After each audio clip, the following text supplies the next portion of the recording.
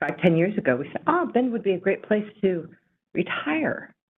And now we have a whole bunch of nieces and nephews there. I wouldn't want to live there. Seriously. 25, I think I'd like to live. It's so crowded. You can't get into any restaurant. The traffic is, Pretty amazing. little tiny towns, Yeah. crazy traffic. It really exploded in terms of how. Yeah. Yeah, we bought property near there back in the early 90s, and the plan was we were going to retire there. We finally got back to Oregon. We sold property, settled here. But, it had changed so much. Yeah. But the sun does shine a lot. Yeah. It does. I mean, I love the dry air, love the mountains, love the desert.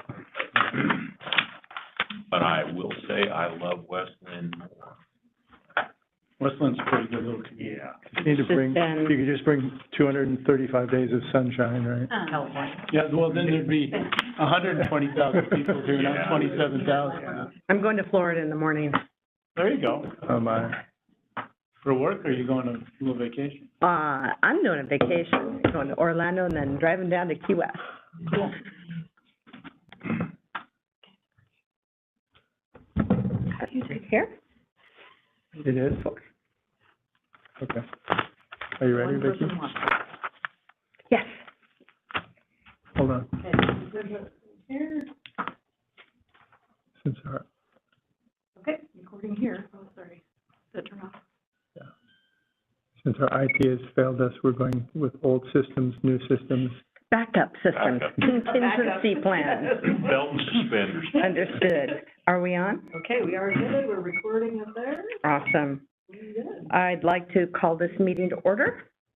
And before we get into all of our agenda tonight, we have a student from PSU joining us. So what I'd actually like to do is start with us doing introductions around the table so that she knows who we are, and we can kind of start off on a friendly note there. I'm Vicki Handy, and I'm a Parks and Rec board member. I'm the chair, and I've been in West Linn for 26 years. And I live in the Willamette area. Chris Owens, been on Parks and Rec for a couple of years and been a resident of West Linn for 5 years. New member on Park and Recreation Board, Advisory Board, and I have lived here for 24 years. I'm Kate Forbes, and I've been on the board for 2 years, and I've lived in West Linn since 2014. I'm John Linman, I'm a board member. I've lived in West Linn since 1985. Ken Warner, Parks and Recreation Director. Sarah Winkin, Recreation Supervisor. And I don't know if everyone heard your name. I'm Skylar. I think, maybe something after I represent myself, but I am a senior at Portland State. I'm graduating in May, and I'm taking a community leadership class. And a requirement of that class is attending 2 meetings that have to do with community and advisory topics. So this is the one I chose. My friends and brothers live here. They go to Sunset High School. And I live in Wilsonville, and I moved here from Virginia in 2020, and it just popped in life. Good. Yeah, I will bother you guys. I'm just happy to observe and be here. So. Great. We welcome you here. Thank you. I'd like to introduce our new board member tonight, Diane. Hi, Welcome. thank you. We're happy to have you here. Thank you. I'm excited. No, Great, Yeah. great. And all the parts. For Skylar's benefit and yours as well, we use Robert's Rules of Order in the community meetings, and on the back of our agenda, did you get in tonight's agenda? I did look at it on my phone before Okay. I came. I would just like to note that on the back of our agenda, we always have certain ground rules or protocol that we follow that's printed up that helps us maintain a collaborative and productive dialogue and to make sure that people are heard and really listened to. That's what I'm studying. So this is something that we use as a tool because a lot of the issues we deal with, while we have the benefit of working with what the survey says is one of the best features of West Linn, people feel very passionate about some of the topics that we talk about. So it's always nice to keep us grounded in our protocol. Okay. I'd like to ask if somebody, is everybody have a chance to look at the agenda? Are there any changes? Okay. Looks fine to me. Is that a motion to pass? Sure. I move. Second? Second. All in favor? Aye. Aye, thank you. And then the summary notes from last meeting, did you have a chance to take a look at that? Great, is there a motion to pass those? Motion to accept. Is there a second? All in favor? Aye. Okay. And we start a new board. Happy to have John Linn back for another term of office, and happy to have Diane here. It is protocol to select the chair for the year, and I just wanted to make sure that that was on the agenda. You want to take care of that now? I'd like to nominate you. If you want. There is nobody, okay? This is like the 5th time I've been on the board, my 5th term on the board, and there's nobody that does the job that you do. You have it out. Thank you, John. That was really nice of you to say that. Okay. So if you want to do it, Okay. we're happy to have you do it. All right. I'm happy to continue. This is like breathing to me, so. So do we need to vote on that? Okay, so we have a Moved, motion, seconded, yeah. second, all in favor? Aye. Okay. Thank you. So, we have community comments, and do we have anybody waiting? We do not. All right, I want to make a note that a member of the community who couldn't be here tonight sent an email regarding pickleball, and it's not protocol for the city to read letters and meetings, but I wanted to acknowledge that and make sure everyone had a chance to read it, and if there were any comments. So I didn't see anything in the email that really pertained. There was a link in there, and I wasn't going to open the link. So Ken, are you going to kind of, I mean, I know he's on one side of the pickleball debate. I guess maybe could you just summarize very briefly what he said, Tom Meyer, what he said that was different this time? It was the same email as. Oh, it was the same, it was the same, Yeah, the same one. yeah. That's right, because he was just complaining that it hadn't been read in like Right. he thought was supposed to happen, Correct. and you And I- corrected him the second I time. just let him know that city council and community advisory groups don't read those in the record, and Okay. Todd, this Right. is Todd. We have our new member, Diane. Is it Diane or Diana? Diana. Thank That's you. okay. Diana Lavery, thank you. I won't forget again. That's okay. And we have Skylar from PSQ observing us tonight. Thank you. Okay. Hi, Todd. How's it going, Ken? Good. Hello, everybody. Nice to see you. Sorry to interrupt. All right. So there aren't any community comments. So new board orientation. First off, welcome. And I think that you had received, I'm assuming, the work in progress Yeah. plan. And in that, there were many, many links. I received it electronically, though. Is that what you're saying? Yeah. Yes. Yeah, yeah. And if you open up the document, you can just click on the link that take you to the document. And we made a note of our ground rules. Is there anything that any other member of the committee would like to share in welcoming Diana or helping her with joining us? Awesome. Yeah. So I have a question for you, Yeah. okay?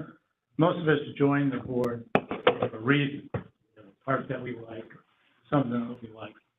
What made you want to join this group? Well, I wrote an application just our families lived here so long, and we've been part of Westland for so long, and we're very active. We use all the parks, and we're down at Marius Young a couple times a week, and, you know, our kids volunteered all through, middle school and high school there at the park, and even some at college, and we do the Saturday, you know, vine cleanup and all that kind of stuff for years. And anyway, and we use this park a lot, and I worked with Ken Wooster originally when this was built to put a group together. He put me in touch with other homeowner associations from ours, and we put a group together to pick all the playground structure components and things. I thought it was fun. So I just feel like I've done it, you know, been involved in kind of the park through living and raising our kids here, and just a few volunteer things. Volunteered in the schools a lot, and then we're empty nesters. So and I'm not working anymore. So I really wanted to give back, and I thought, okay, this is like, you know, I do that anyway in an informal basis. I might as well do something a little bit more formal. And I have a good friend, Amy Murphy, who was on the board years ago. I don't know if any of you remember her. And she said, do it. Anyway, so here we are. I'm happy to hear that. Glad you're here. Thank you. Great. Tara, was there anything that you wanted to add as well?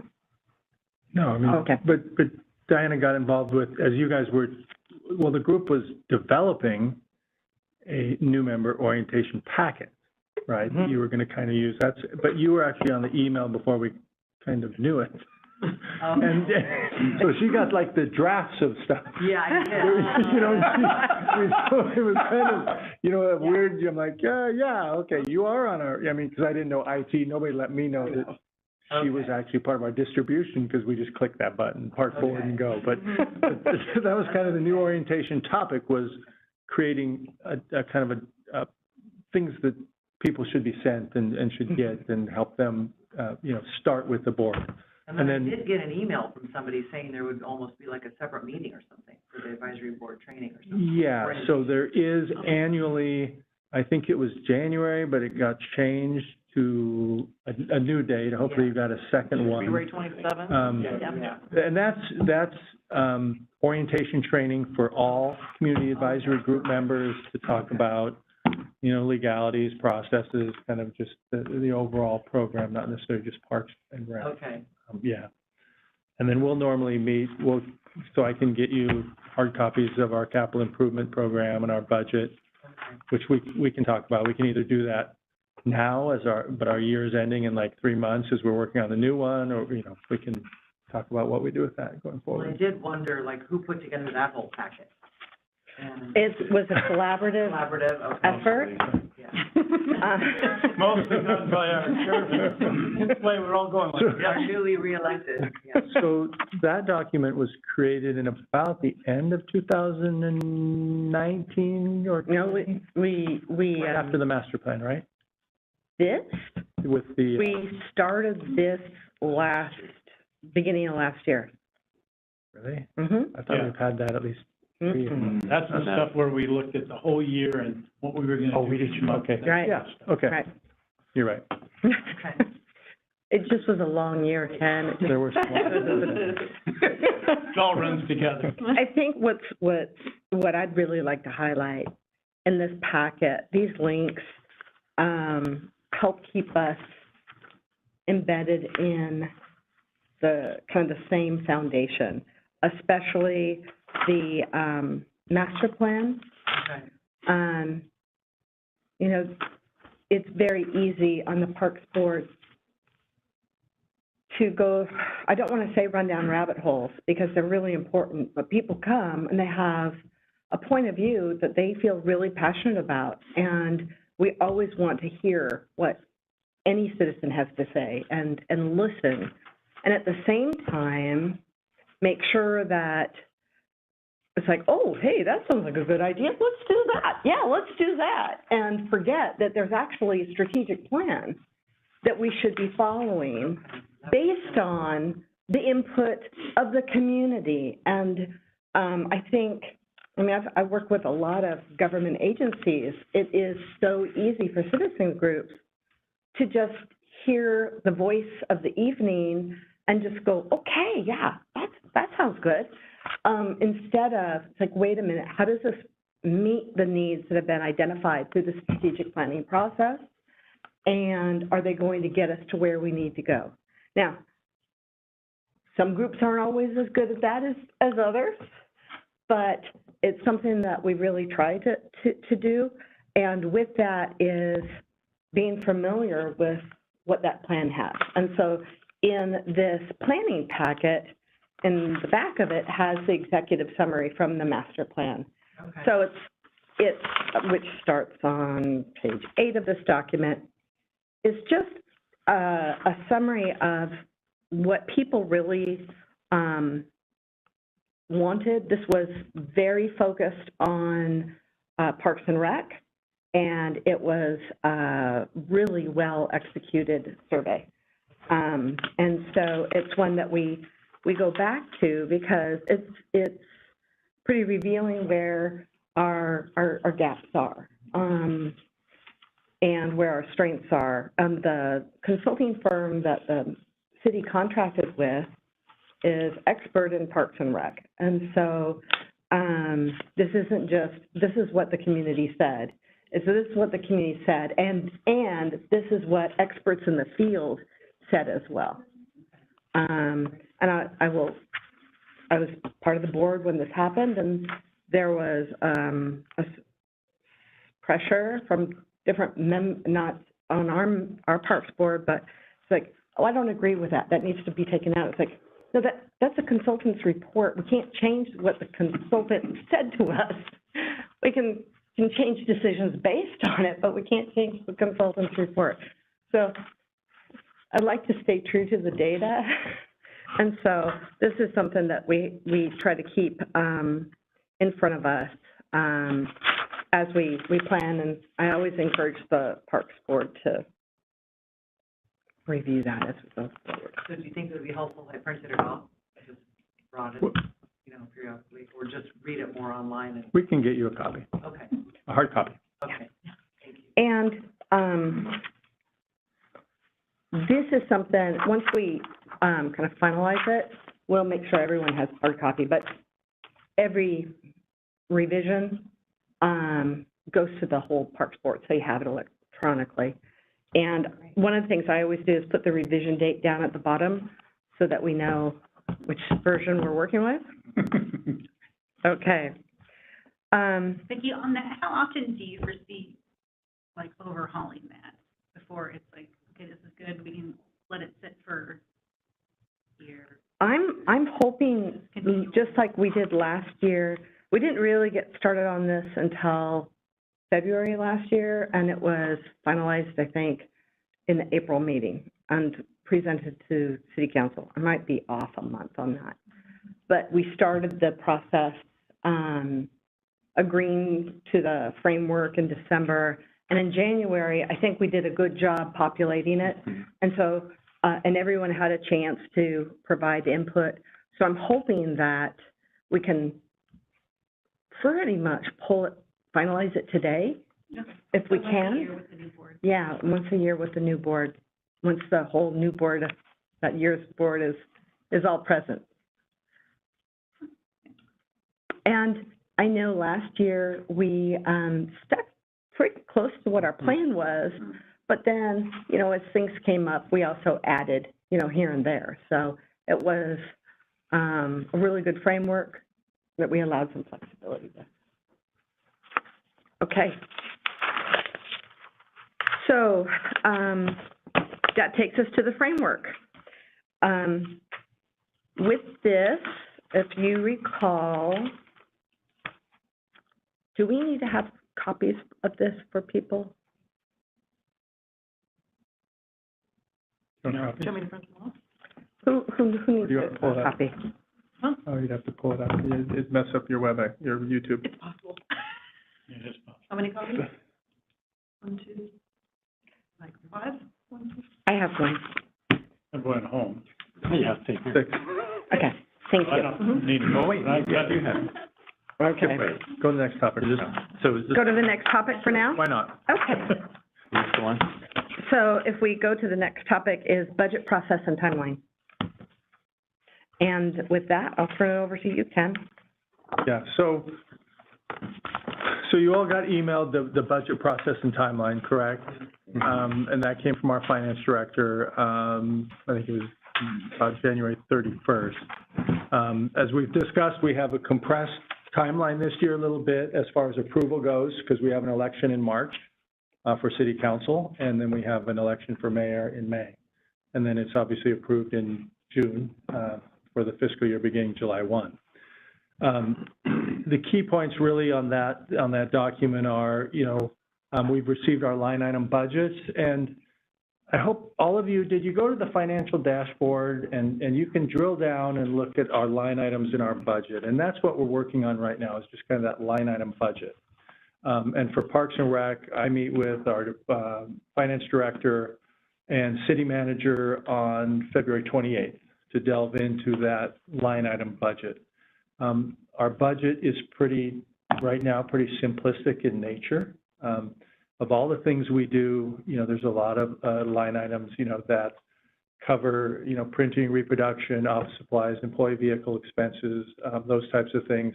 But the main budget items we have, besides our huge utility bills and some of those things that might stand out, there's a line item for Pioneer Community Center. That is something, $45,000, we contract with them as a regional senior center to provide Meals on Wheels for those that qualify in our community, and then to provide some transportation services for those that qualify in our community.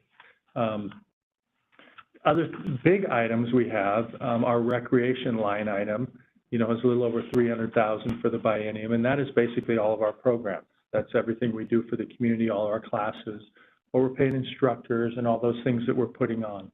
The next line item that's kind of big, and you'll see, is our special events line item, which is about $75,000. Covers all our music in the park, movies in the park, daddy-daughter dances, all those types of things. Old Time Fair is $42,000, and that is basically the Old Time Fair that this year is happening July 7th through 9th, our 3-day event. Then we get to park maintenance. We really have one line item, park maintenance and upkeep. It's about $200,000. And that basically includes everything we purchase to take care of our parks, from repairing any basketball hoops to fertilizer, and everything in between. The last one is open space maintenance, which is our open space. And that, as you know, the last couple of years, we've had a big focus on wildfires, fire mitigation, trying to keep our open spaces, our 400 acres, as healthy as possible. And then it covers, the other thing it covers is tree removals in our open spaces. When you own 400 acres, every piece of, a majority of the pieces of property, because a lot of them are smaller, are surrounded by homes. Every time there's a tree that has the potential to fall, the arborist has to go take a look, and we remove, about $35,000 to $40,000 worth of trees a year. A large tree can be $5,000 without, being extreme. So I can certainly answer any questions about that line item budget. Things that we're going to do this year that I will be talking to our finance director that's going to be a little different. As you know, we have a street tree program.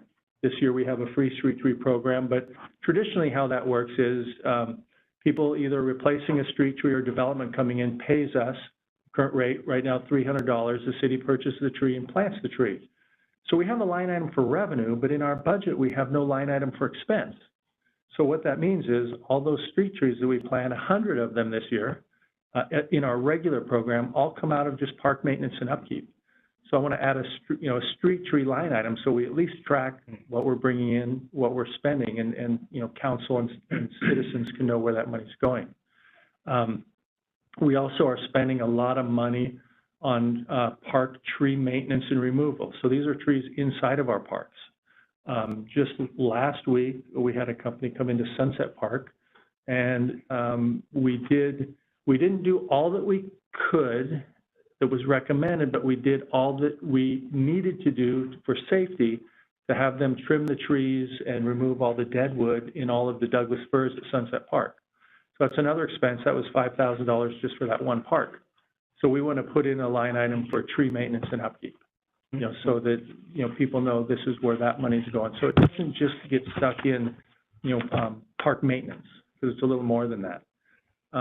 Another thing we're looking at is in our current capital improvement program budget, as I mentioned last meeting, I put in $100,000 in capital improvements for parks, right? And I just left it at $100,000 because it wasn't defined yet. But what I'm finding is that capital improvement is projects $10,000 and more with a life expectancy of 20 years. We are now up against where we have a lot of amenities that we want to add or improve in our parks, but they don't cost $10,000.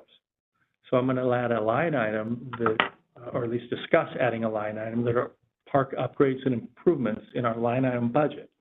The money's going to come from the same place, it's just going to be in a different spot. So example of those things are, we'd like to put bike racks in our parks. The bike racks are only $300 to $600 each, and we can order 15 or 20, but we're not going to hit that $10,000 threshold. We've got a couple of basketball courts, Mid-Hill and Sahalee, and some of those that have a basketball court, but if your ball rolls off the court, it goes down into a giant goalie and you'll never get it back. So, you know, some fencing to put around those courts is improvement. So just some of those things that we'd be able to spend money out of that line item budget that don't quite reach the capital improvement level. And it'd probably just be, we had 100,000 in there, and it'd probably be a matter of saying this year, let's take 20 and just move that over here to the line item budget and leave 80 with the projects that do meet that $10,000 threshold, because we've also got a lot of those. Above that, you know, the capital improvement program budget will come after we talk about the line item. As I mentioned last meeting, we have questions there that go bond. The biggest question out there for me is Historic City Hall, which is under the facilities part of the GO bond budget that passed in 2018.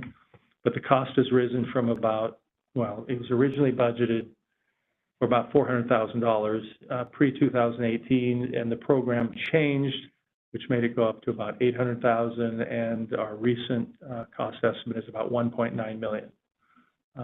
So where does that money come from out of the GO bond, and how does that affect any other projects that we currently have slated for parks money? Because transportation has probably spent all their money already on their much larger projects that we have. So that's something that we'll be discussing as soon as I kind of get information, and some of that goes to City Council, that I can start to formulate that capital improvements program.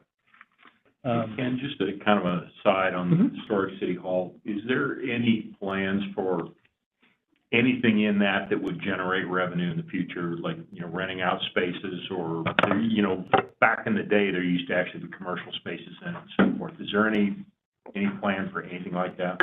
It's really right now kind of the agreements, no. We might not have any expenses there, but it's not going to generate any revenue. It's really kind of that partnership for the logs. We'll have a Falls Cultural Heritage Foundation, and utilizing it in nonprofits, partner with them to be in the building. 1.9 for, that's a lot of money. That was last October. Yeah, we hope that's came down. You hope that it's come down? Well, I mean, it's fluid. What, you know, the Robinwood Station, we couldn't even get a bid for the asphalt, a solid bid that they would guarantee for more than about 3 weeks 5 months ago. You know, then the actual price for asphalt, as oil came down, we were able to get a price and get it done. As you know, now the oil price has gone back up a little. So cedar, I guess, is supposed to be down a little bit, but other wood is up. So it's, I don't know. So I'd be more than willing to answer any questions about the budget or anything else that you'd like to delve into. You know, I mean, send you more. So one question I had when going through it, and I can't remember where I was reading it, but essentially your staff has been stagnant since what, 2004 or something, or is it 2011? It was stagnant. Now, last biennium, we actually increased 2 park maintenance workers. That's the first additional staff I had. I remembered those, but I couldn't remember if those were replacements that we had delayed replacing because of economics, or... No, those were actually 2 new that were funded by an increase in the park maintenance fee. Right. So do you have a need for more, or do you feel like you're at a good spot right now, or... I think there's always a need for more. Sure. We live in a community that really, loves their parks and wants them to be, manicured at a high level and look fabulous, which we all do. But I think this is gonna be a telling year kind of for our park maintenance staff, because it's the first year that we're actually going to have those 2 new park maintenance workers who have been with us now, both of them about 9 months.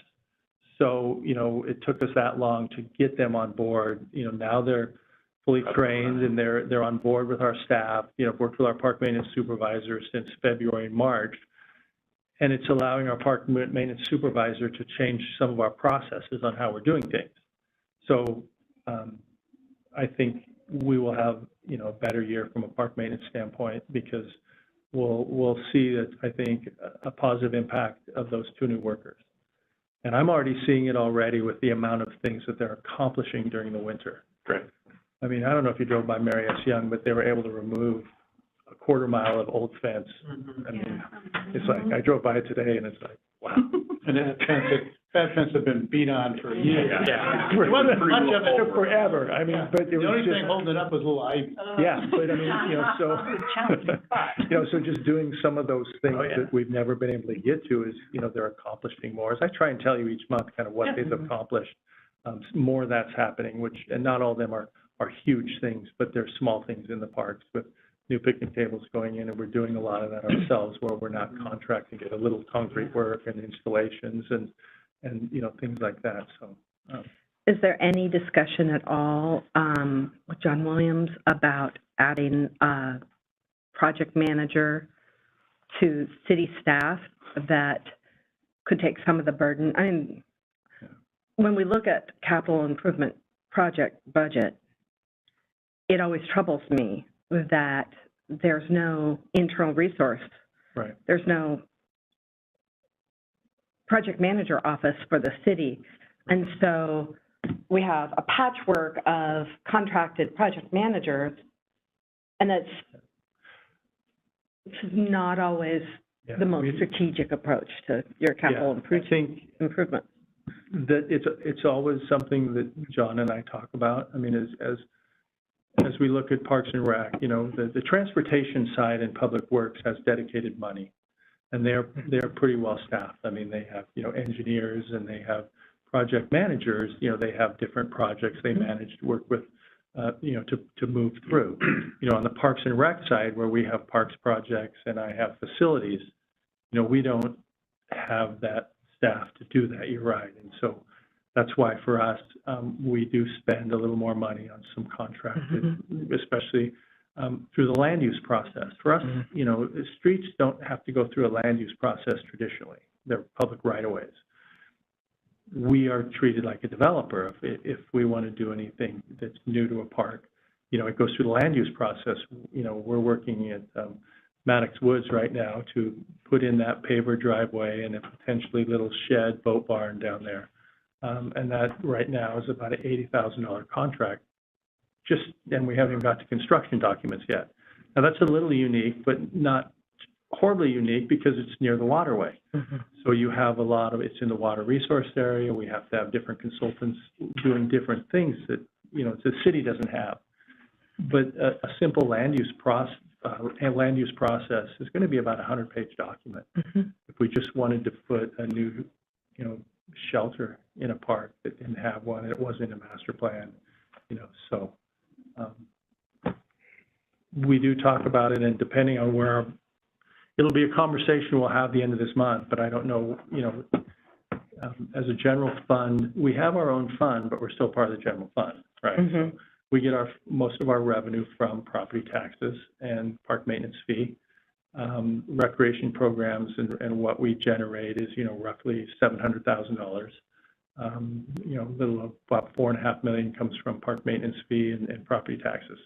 And that's where and then there's some street tree revenue comes in, depending on if there's developments, but we know that's going to be expensed. So it's a long way to answer your question, but yes, we talk about it. So what does trigger a land use process? Well, the community development code. I mean, it depends, what you're doing. I mean, Parks has its own chapter, Chapter 56.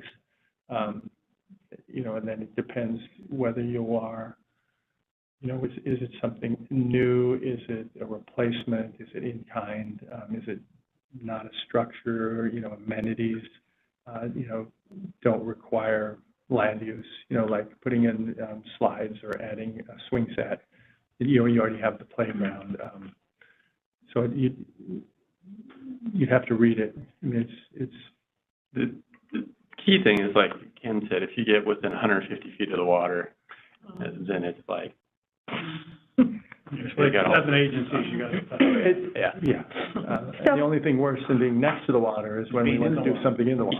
Because then it's Corps of Engineers, Division of State Lands, and a whole nother process. So I have just a couple questions. One, I want to be real clear with the output of the advisory board, and before I make assumptions, what would you like to see from the advisory board when it comes to the budgeting process? You know, traditionally, the board isn't overly involved in the budgeting process.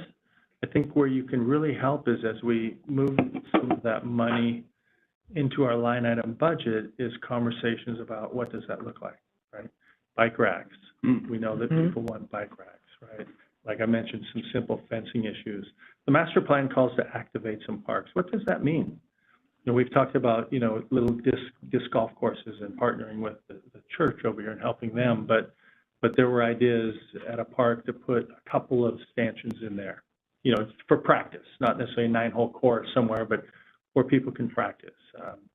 You know, those just, there are now concrete ping pong tables, there are concrete cornholes, there are concrete, I don't know what they're called, but they're like ping pong tables, but they're curved, and you use a soccer ball and you play ping pong with your head, feet, knees. You just don't get to use your hands. I mean, so there's all these things out there that are unique and different, right? And that's kind of what the master plan talks about. You know, so what does that look like? Like, you know, we need to engage the community a little bit and talk about what goes, you know, especially when you're talking about a specific park of some type, right? What goes there? You know, I don't want to decide that by myself. You know, so, you know, having those conversations, looking at those things, maybe going to a neighborhood association and talking about, you know, what that product looks like or what amenities. You know, and then we have a lot of needs for like repainting basketball courts and just kind of, you know, simple things that make it look new again, because the paint fades. You know, if you go to Solly, Illy, where we redid the whole park now, that's beautiful, you know, but, you know, if you go to Tanner Creek, which is very heavily used, well, the lines aren't painted, you know, it's a little rougher because it's almost 22 years old. You know, it's playgrounds, we have playgrounds that are going to age out. You know, life expectancy, 1998 Parks Bond, you know, let us purchase all the land for all our parks. We built most of our parks, about 8 parks between, you know, 99 and about 2005. So some of those, you know, even the play structures are just starting to age out, and there you're looking at, you know, $50,000-$60,000 just a touch putting in a new playground. And what does that look like? Again, like Diana was on the committee, you know, and parents want to pick the playground structure and what is it, you know, so that's where the Parks Board can kind of, you know, help with those types of things. We just don't have, I mean, like the line item budget, I'm not anticipating that we're going to be able to increase that $100,000 and spend more in the areas we'd like, rec programs, special events, park maintenance, or upkeep. I think we've got it budgeted in capital improvements, which is actually the same budget, but it's just going to move up and we can spend it differently and legally because it's under $10,000. Okay. Oh, thank you. Uh-oh. Keep continuing. So you're the only one on, huh? Yeah. So far. Because we're all here. Uh-huh. Okay.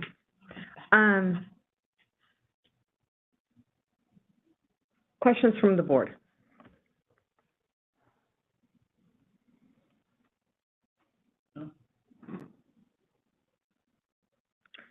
I do think that we should put on one of our months to have a really close look and reserve it for, you know, if we could have in your Q1 2023 PDF that you sent us, page 13 is Parks and Rec Fund.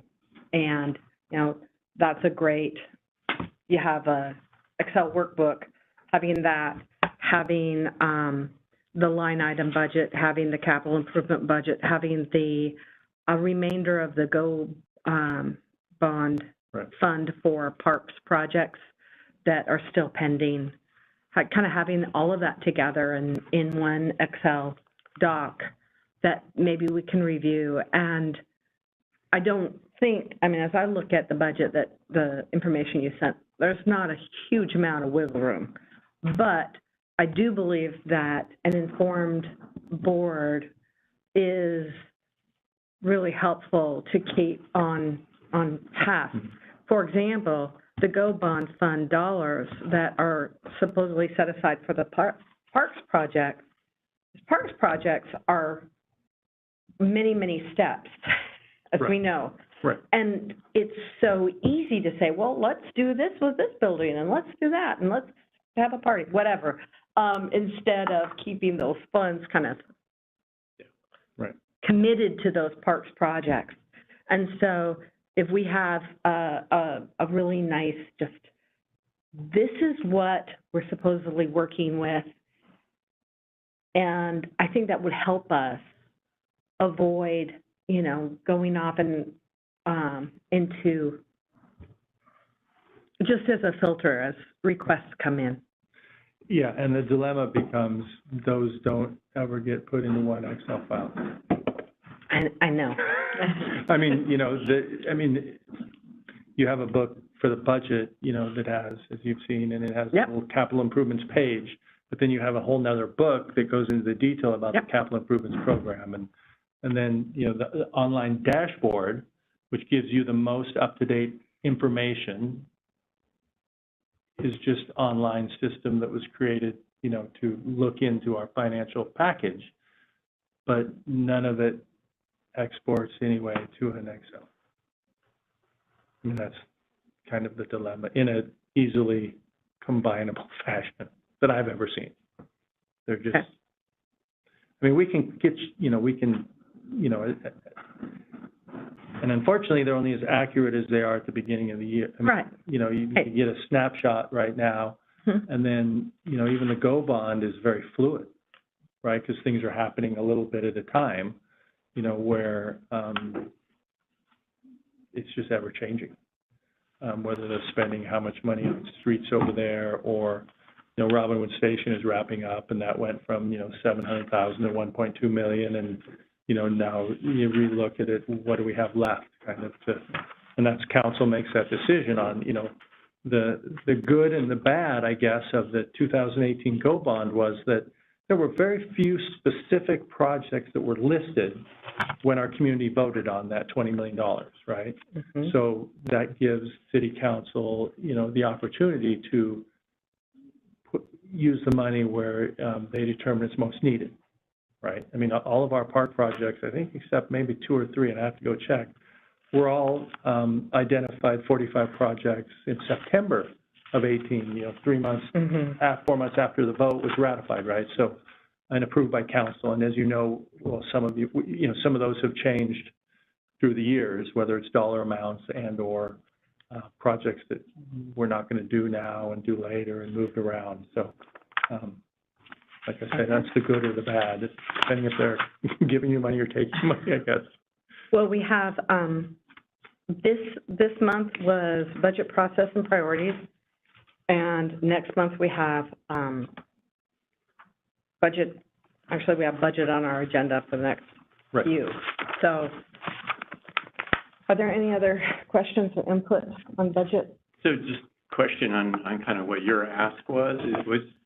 I understood your ask to be kind of the go by on the project. And I remember Ken, I don't know if it was last year or whatever, had that sheet, right? So we could kind of track how those projects were going. Is that the ask, or am I missing what the ask was? I'm thinking it would be helpful to have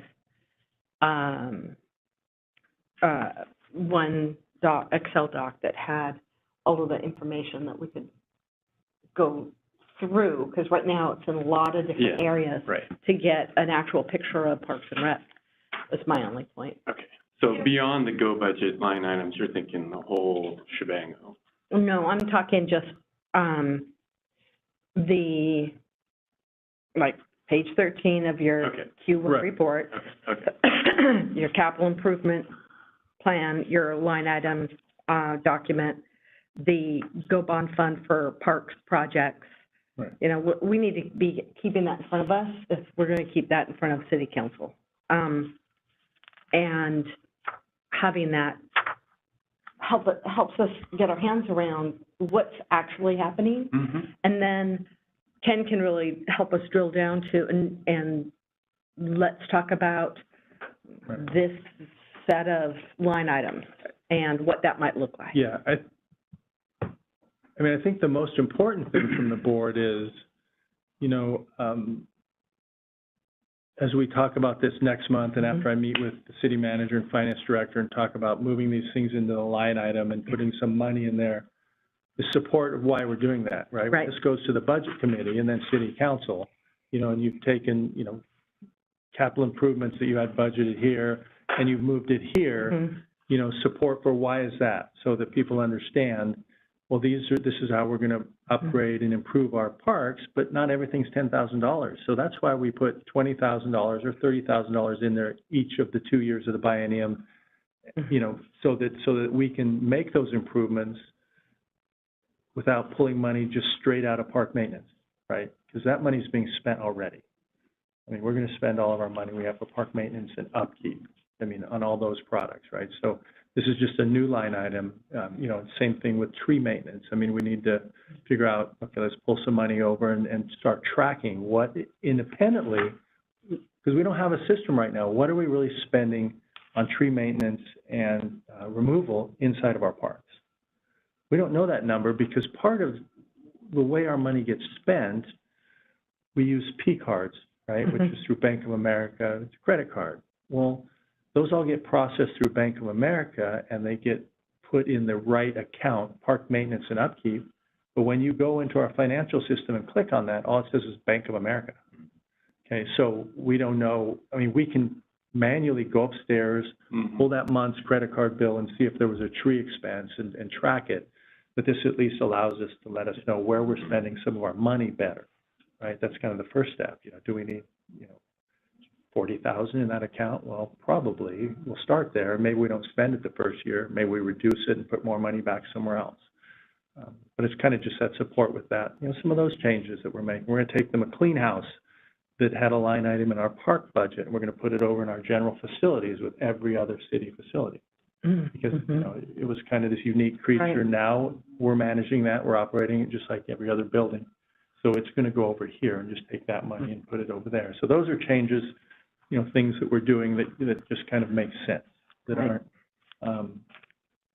you know, Okay. Do you have a working total for the biennium have you worked that out yet? I mean, I'm just something to compare with the last one, 9.1 million. Are you at that point yet? as far as the line item budget? Yeah, your budget request, I mean, what you were asking. No, we just got our line item budget last week, Okay, so basically. you're still and compiling those. And I'm still, Okay. right now, I'm just kind of, Okay. you know, working through adding these new line items and what money's going to go here. And, you know, I just, you know, talked to our finance director, like last month I talked about that capital improvements, $100,000 each year. I don't think we're going to have to specifically identify projects there, because we'll be able to go to the community again or identify projects. But, you know, I'm going to take, I don't know how much yet I would like to take from that 100 and put over here in the parks upgrades, right, under $10,000. I'm starting to kind of look at that list. Yes. You know, I mean, bike racks, fences, you know, and we have a month or two to talk about those things. What does that look like? And maybe we don't have a lot of projects over 10,000 this biennium, right? Maybe those are go-bond bigger projects. Maybe we have 60,000 that we'd like to, you know, improve parks, whatever that may be. you know, so, but it's gonna be pretty close. Okay. So, if there aren't any other questions or comments, we'll make it an agenda item for next month. Awesome. Great.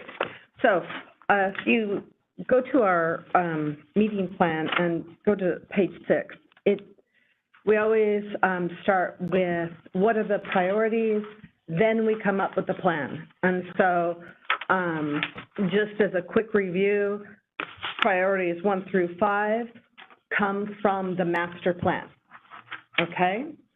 So provide indoor all-season rec center, swimming or water play, walking, biking, enhance our trails and sidewalks, river access, maintenance of current parks, and adequate staff. You know, we heard Ken talk about number 5, but all of those were priorities articulated through the master plan. On the following page were the priorities based on the board and other community input. And so we knew that on number 6, planning for the new budget is going to be a priority this year, okay? Continuing to, and this came from our December and January meetings, continuing the dog park off-leash area, resources for dogs. And these are not in any order, so these are not prioritized in any way. They're just a brainstorm of listed items. Following up on our work with the disc golf, pickleball resources and impact to residents is clearly going to be a priority for us this year, and monitoring that as changes occur. The McLean House, if I don't, that was listed. Is that really going to be priority for the board, or does that go over to facilities now? Well, I think down the road, there can be potential conversations with the board as a topic. And I was going to cover this later, but as of right now, we have an internal committee working on what are we capable of doing and what should we be doing with the house right now based on a number of things, right? We have this giant ODOT project, you know, staffing, what are the true costs to operate the facility, all the things, you know, security issues. You know, so internally there's been a decision made that it's not going to be rented to outside groups until June 30th of 2024. Mm-hmm. That gives us about 13 months. You know, that's kind of the start of the second budget year. But that lets us, we're planning to do some city events there under a controlled environment, you know, with registration, controlling numbers so that we can monitor how the community reacts. We can interact with the neighbors and see what's, you know, acceptable in the past, you know, not so much recently, but, you know, 4 or 5 years ago, there were lots of issues with neighbors and parking and all kinds of things that happen when you live next to a community facility in that unique setting. So that's kind of why we've done what we've done, to see where we go and what that looks like, you know, when we start to rent it. Do we just do micro weddings, or, you know, just do smaller events and things like that? So, but down the road, there will be conversations about where does that go, probably, that can come here and probably go out to the community and neighbors. Okay. So, you know, how do we interpret, how do we meet the needs of the community and the neighbors? So maybe a little later in the year. Yeah. Okay. I think so. And once we, like, we're planning some things, we can completely control the environment with the staff we have, okay, and the type of events, and see how it goes with neighbors, parking, the tent goes up, all those things that happen, that we haven't managed before. Okay. So for our purposes of our discussion is to complete this list and then put it into the 12-month plan for us. I would like to add number 11, and that is, how can we further activate our parks, including Todd sent me an email around our outdoor gym by the skate park, repurposing tennis courts. You know, Ken just tossed out a half dozen really creative, interesting things that could be done. I think that it's important for us to review. You know, here are some things that are going on in parks outside of West Linn that we may consider. I think that that's going to be a really important discussion.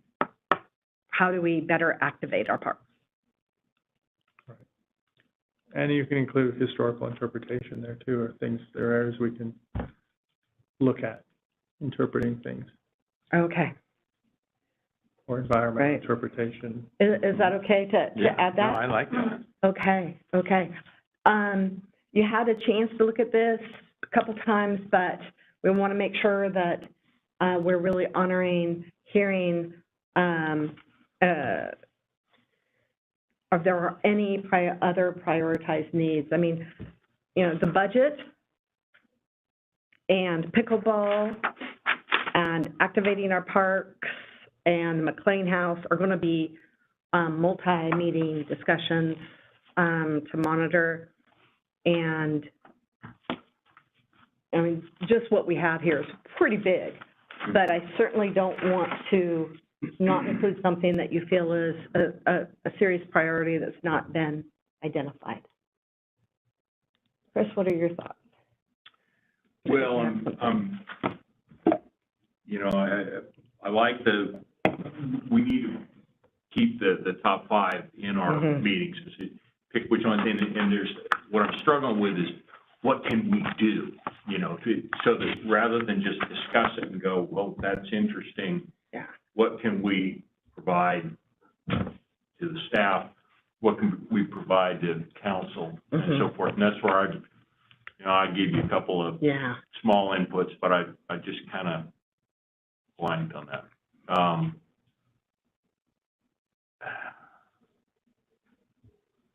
I think it's going to be really important, especially we don't have a city council liaison at this time, to be really clear in our communications with city council and to staff beyond you guys who are always here, to help them stay in the guardrails.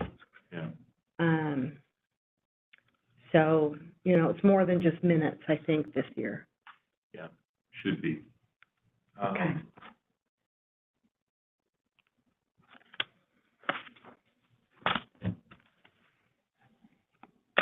Are there any objectives that you really want our help with to achieve that are not listed on this page 7? No, I don't think so. I mean, I think it pretty covers it. I mean, it covers the master plan well. Yeah, and I think some of those topics you can delve into with, you know, I think you started some stuff, and I think, you know, you can make motions and engage people and see if we can, you know, the off-leash dog area at Maris Young, I mean, you know, why not have them come back? Let's talk about amenities, or, you know, there's conversations, you know, people want a second dog park. Now that gets more complicated because where could it go? You know, I mean, kind of a second dog park. I mean, because you've got the beach area that's an off-leash area. it is. Well, yeah. Technically, there is an That's still off-leash. Marriott, yeah.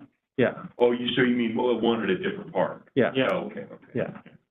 You know, but that's another pickleball. If not everybody's going to want, because if you build it, they will come. Yeah. Yeah, I mean, for instance, Yeah, I mean, if you look at Merrillhurst Park. Yeah. When we built that park, one of the things we looked at was to have a big parking lot down there on the lower end of it, because we were thinking of, you know, developing the fields. Yeah. That's got a lot of open space where people that live near there run their dogs without Yeah. leashes. Right, Very common, right. okay? And But that would not be an unusual place for us to put a new dog park. yeah. Okay, you could put a dog park there, and if you needed parking, which you would need because there's not much parking there, we've got that set up for parking. That was initially good of the Right. park. It was going to be paved and be parking, but we didn't do that because the park wasn't big enough, wasn't Yeah. developed enough for that sort of thing. But if you wanted to put a dog park there, certainly you would have to talk to the neighborhood, and some of the neighborhood would think it's a good idea and some wouldn't, okay? Yeah. But you'd have to have a place to park, because, Right, you know, the places to park there at that park are very few. right. But on the other hand, that parking lot is never overfilled, okay? That's a park that I only live a half a mile away, so me and my grandson spend some time there. Sure. But you do like like lacrosse practices and stuff. Oh, yeah, I mean, the field is used for Yeah, things, yeah. okay? But it's, at some point, if you look at the size of that field, could you put a you know, fenced-in dog park there? I think you could. So, And it would be another area of the city that's used. I mean, the downside is that it's away from anything, like, you know, Willamette Park is so used, there's no way you put a dog park there. But I mean, that side, you know, around Old Town, all that kind of area there is sort of neglected in terms of the dog. Where you want to equidistance and. Yeah, it depends, I mean, but that's, you know, So why, Well, and- why not, then you get into the conversation of community gardens, why not community gardens at Marlhurst? that's another. I mean, because that's And- another demand, right? So those are the, so along those You lines. could grow some tomatoes, you could grow some tomatoes up there. Is it too early or too premature to talk about Oppenlander? And what, Yeah, because it's gonna be in courts for some time. yeah, well, I mean, but when it's freed up. okay. To be I prepared mean, for it. yeah, so it's a question, I'm not suggesting it, so that's we've talked about, of course, there was a survey and what people wanted to see and so forth, but Right. I mean, that's one thing we could do, that we could produce something that, you know, is at least a starting point, for when it, you know, when it finally becomes a park, an official park. So I mean, that's one thing, it made me think of it was the dog park thing. Well, it's not a park now, so maybe, and I know people run their dogs there. Right. So, you know, maybe that would be a consideration, that we want to make sure that that's there, because it would be easier to have it there than it would be to add to a park that is a neighborhood treasure, that how dare you try to, you know. Well, the intent of that, you know, the original 3.5 million was not, at that time, intended to be for the purchase, right? Right, it was- Council was gonna right, spend this right. amount to purchase, 1.85 million for improvements, and then the rest was to improve other parks, right? Yeah. That's how the bond measure, you know, in theory, gets passed, right? You throw, you know, you put stuff in there that, kind of for everybody, right? But one of the key points was, here was the infrastructure we need Yeah. to improve, but then the whole concept was, we're gonna master plan that park, right? So that's Mhm. having a consultant come in and work with us, work with the community, you know, so that, you know, traditionally, So do we want to suggest something to give to the consultants to say, this is the framework? Yeah. I mean, Well, again, I'm just I asking. mean, I think these are one of the questions for my CIP budget, right? Yeah. Am I budgeting for a consultant? I mean, you have to I almost, think maybe I mean, that's, to start with, though, it would be the conversation around here, and what are we Mhm. hearing in the community? sure, To provide, at the point we decide to move forward, I mean, I don't want to spend any money on a consultant if we don't know what the No. final outcome is. Well, I mean, the other thing So is, then we it's could just- spend a lot of time talking about it, because it's kind of interesting. But it may be that it's never gonna be in the parks, and that it's gonna be developed and houses are gonna be there. I mean, that's the thought Yeah. process. I mean, if you look at the Yeah. whole sort of setting, I mean, the people that, you know, the school district, it's funny, but all of the citizens own it, whether it's the school district or park. But the school district has this piece of property that is worth, you know, X number of millions of dollars. I just can't see them wanting to give that to the city for $100,000 or whatever that, you know, the person decided. And that's where it all gets into the courts and all that kind of stuff. Yeah, And my thought process, like a lot of us here, was we could spend a lot of time talking about it because it's pretty interesting, but it may never be part of the park. And so let's wait until it's decided, you know, it's part of the park. And whenever that happens, because the bottom line is gonna be that whatever gets decided in the first court is gonna go to another court and another court, and may end up in the, you know, the Oregon State Supreme Court, and that could be years down the road. If I may, I feel like we're actually diving into some of the issues that are priorities to talk about across the year. And I am happy to put them as priorities, but the reality is we have another 9 months to figure the things out.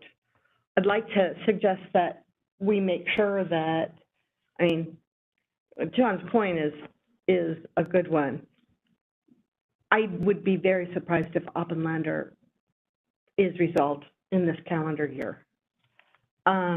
However, if in our discussion about how do we activate parks and looking at the priorities, we reiterate, these are the line items that we really should pursue this year. These are the capital improvement projects that we have to make sure occur.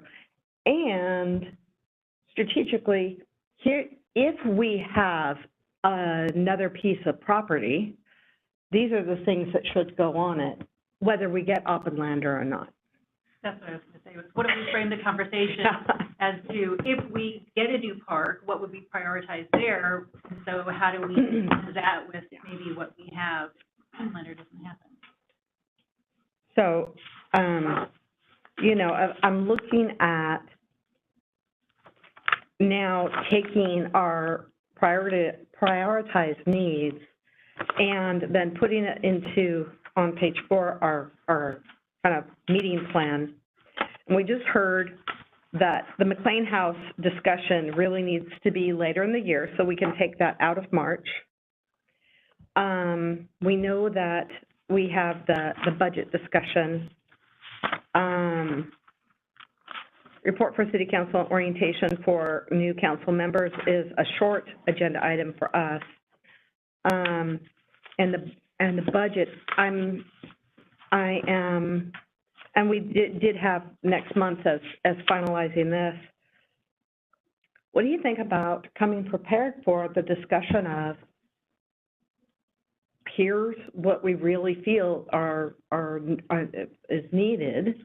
You know, the fence for dogs in Mary Asya, the disc golf signage. I mean, those are little tiny things. It could be another dog park or, another off-leash area, or some of the other things that we're coming up with. And, you know, bringing up those things in the master plan that still haven't really hit any traction. So can we have, can we do a little bit more active meeting? I mean, people can see here, right?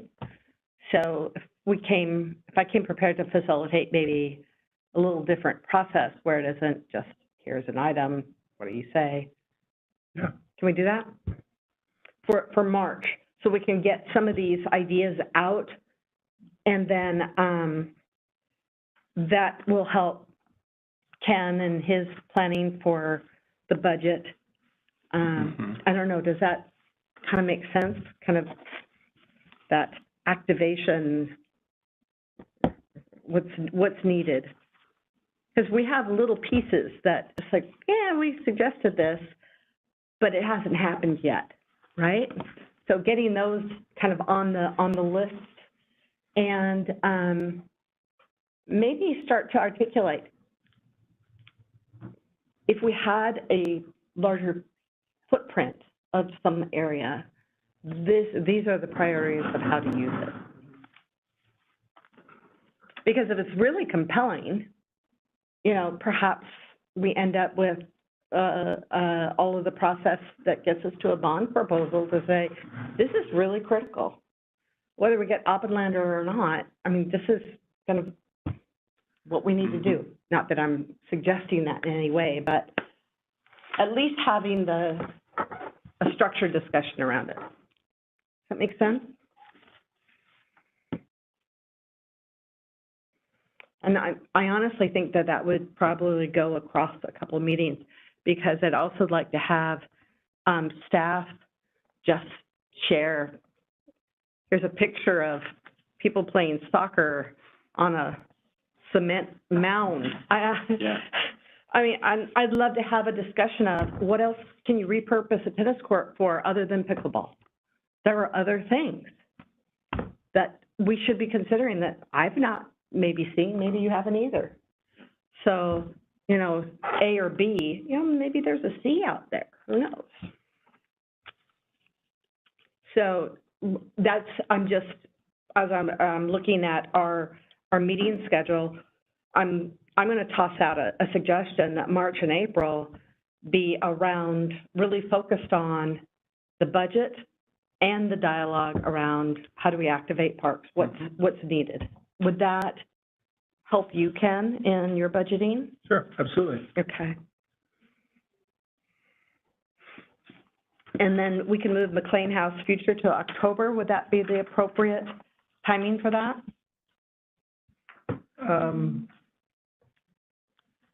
Too early? Too late? No, probably November. Yeah. November? That would Okay. get through, yeah. All right. November. All right, and then,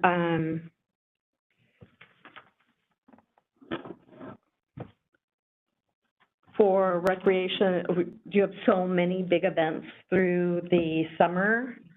Do you want a larger agenda item in May around, or is that too late for all of the, Parks and Rec events? For updates or? Yeah, just for a more robust, because there's so, I mean, there are a lot of things going on, that you have going on over the summer. Yeah, I mean, it'll be ready by this month. Okay, So you can do, yeah, you can do April, May. okay. May's probably good, you haven't done Yeah. anything for May yet. I mean, we'll have budget, but that would Right. be a good thing to add if you want. Okay. Tara, you know, they should be, Oh, gosh, thank you. keep quarter. I know, like,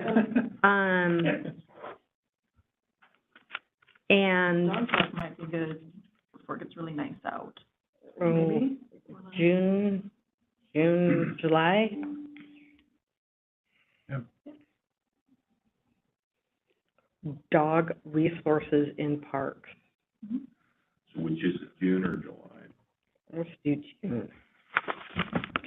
And I think that I'd like to recommend July as a review of our pickleball resources in July. That would be high use, high demand, and just, that's, like, we have our homework, maybe go and sit and check out what's happening on pickleball courts, and just, because that's going to be an ongoing discussion. We don't want to just say, yeah.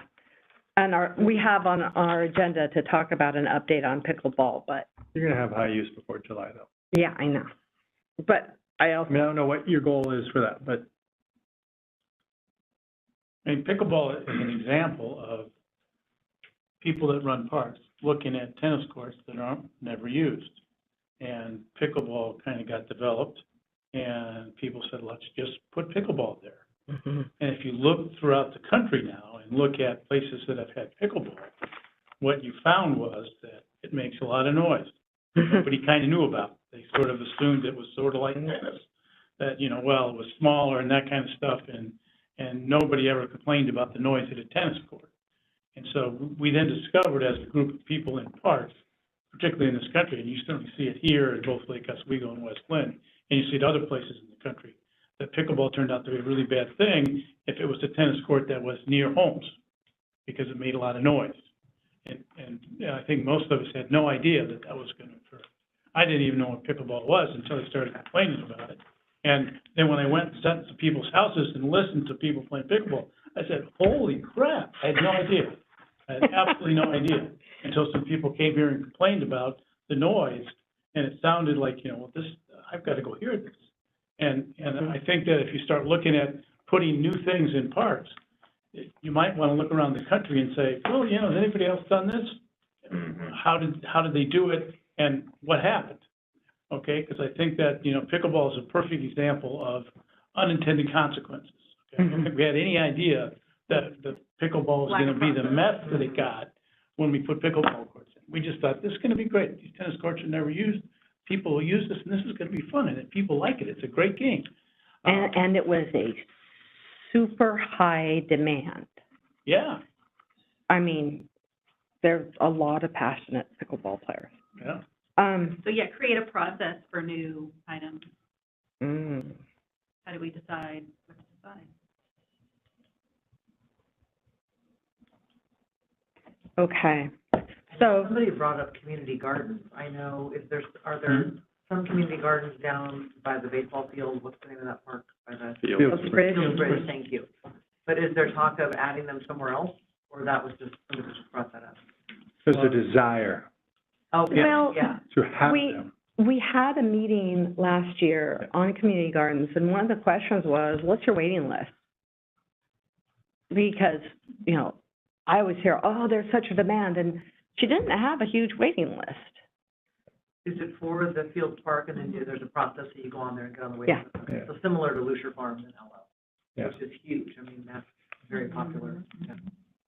But again, when we talk about activation and what's needed, I think that that's part of the discussion. Geographically, you know, so anybody living down by Marius Young or closer down by Merrillhurst it's a little bit of an effort to get over there. There's one at Robinwood. There's one at Robinwood Station. Okay. Yeah, right on the side of the building. But it's uniquely different. It's not where you have your, Explain to us the difference. yeah, it's more of a co-op than, here's my garden plot, I get One to, is like yeah. self-maintained Okay. ownership Right. kind of thing, and one Okay. is But communal effort. Okay. But neighborhood associations have all, not all, a number of them have talked about, can we put community gardens somewhere, or there is an Yeah. opportunity for more? I mean, it's been, like I say, there's a desire now. How big Yeah. is that? We don't know for sure, but community gardening is a popular thing. Yeah. But once again, you know, it's difficult to locate them and exist. It's difficult to put almost anything in existing park, I hate to say. So for March and April, we have budget and park activation, and that includes all of those moving pieces. In May, events, kind of a robust, we have June, dog resources, July, I'm gonna suggest community communications to just kind of look at how does our community really know what's going on? I know there's flyers, I know there's things, but, you know, just to do a little bit of a communications audit of who gets what, and is it used, is it received? I don't know, I just thought I'd toss that out as a suggestion. Do you think that's worth a look at? On a low activity month, sure. Okay, yeah. And then maybe disc golf too, you know. The other thing is, I think we're gonna have a number of topics that we're monitoring every month. And so I don't think we're gonna have as open an agenda. I'm just anticipating that. I heard your process for new items. You know, what is that process? Maybe that goes in with communications. I'm moving McLean House to November. Does that sound like a good next draft? Yeah, one of the things for the summer, I'm trying to pull in some of these top priority things. So I'm trying to mull over what we could do to tie number 2 and 4 together. So swimming, water play, river access. If there's something, you know, homework would be, you know, go on a Saturday, Willamette Park, the Cedar Oak Boat Ramp, look at the usage, walk around and look at the problem. By then, Cedar Oak will have the new parking lot and so forth. I mean, just kind of, and again, I'm trying to come up with something that we could have an output for rather than just discuss it. But it seems like there ought to be something, you know, are we, there's areas that are being overused. I mean, you know, common thing was the parking spaces at Cedar Oak, you know, boat owners, because they're complaining there's cars in the boat spot, the trailer spots, and, okay, maybe that'll be fixed. So maybe that's part of it. We see, how's that working? So I mean, that's gonna go through an evaluation process. sure. So if you recall, that's an update, but those contracts will be awarded in March, and it better be done by June 1, because I gotta get grant paperwork in by June 30th. But Cedar Oak Boat Ramp is all repaved, but we're restructuring the parking. There are 14 parking places that will be able to be transformed by bollards from boat trailer parking to personal vehicle parking. So from 14 boat trailer to 28 parking spaces for cars.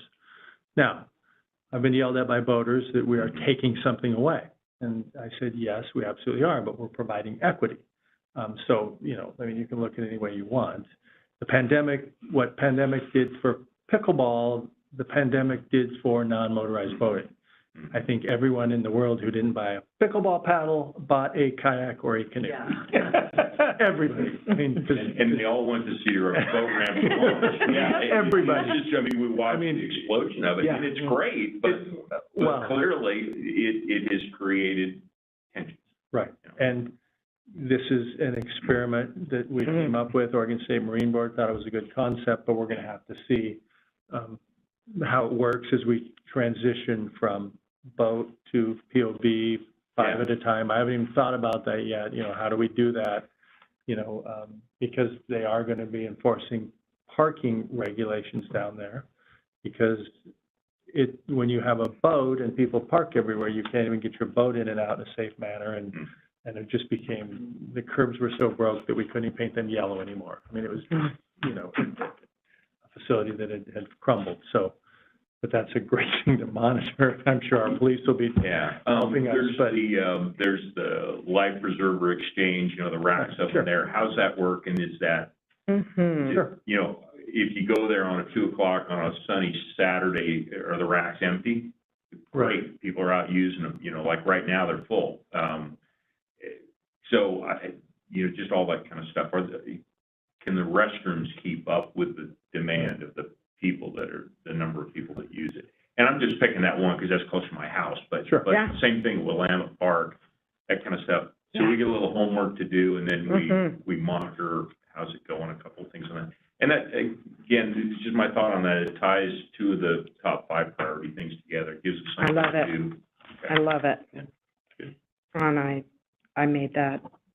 Well, I think it's a good thing, because I think if you haven't been to some of our parks in the middle of summer on a Saturday or a Sunday, they look a lot different than they do Monday through Friday. I mean, if you haven't experienced Cedar Oak, Willamette, Fields Bridge when they're playing baseball, Tanner Creek is kind of always crowded. Just the number of homes always has been. Just skate park, just the amenities that are there, they're a complete different world on the weekend.